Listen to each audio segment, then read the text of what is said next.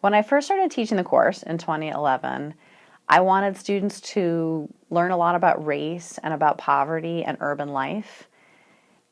And that was a big enough, wonderful enough goal. And then the next time I taught it, some things had happened in America that just meant a new lens to look through when looking at all this, namely that Trayvon Martin had been killed and the Black Lives Matter movement had begun to get off the ground.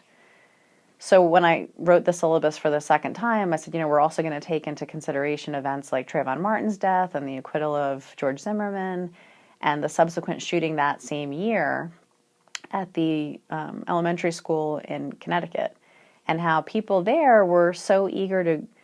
acknowledge that the children who were victims of violence there were children, innocent children who, it's of course tragic that they're dead.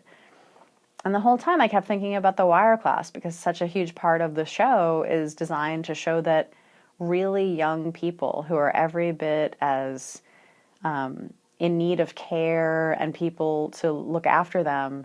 in places like Baltimore or in Florida, like with Trayvon Martin, where people are just, for whatever reason, like thinking of them as an adult already and not necessarily looking upon their deaths, which were completely avoidable, right? When you're an unarmed minor and you're killed,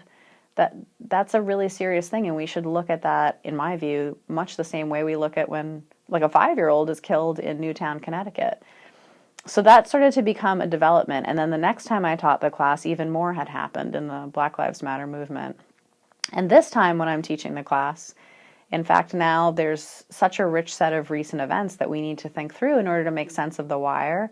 and also that the Wire can help us make sense of. So, for example, last spring, there was an uprising in Baltimore, riots in Baltimore, and as I watched the coverage that the media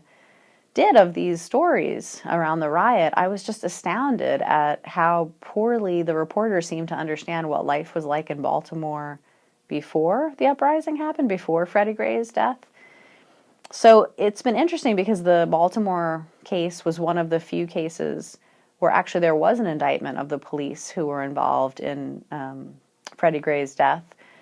The first trial led to a hung jury, right, neither being found guilty nor innocent, and we don't know yet what will happen with the rest of the trials, but it's just such an interesting moment that I think it's one of those things that a class like this can help all of us understand better the dynamics in modern American cities and how they're just sort of like often waiting to explode when something like Freddie Gray's homicide happens, and those kind of riots. As much as we don't want to see any American city in flames or any private property being destroyed or any people getting hurt, police or non-police, it's still a really big deal to think about what's going on in a place such that these kind of events could happen. What are people so angry about that things can explode that way? And so those kind of recent events have been really important to me to bring to bear in the class, all by way of helping students understand what the Black Lives Matter movement is about and why, even though the show The Wire came along many years before the Black Lives Matter movement officially began, the themes that it takes up about inner city crime and disrespect from police and poverty and so on,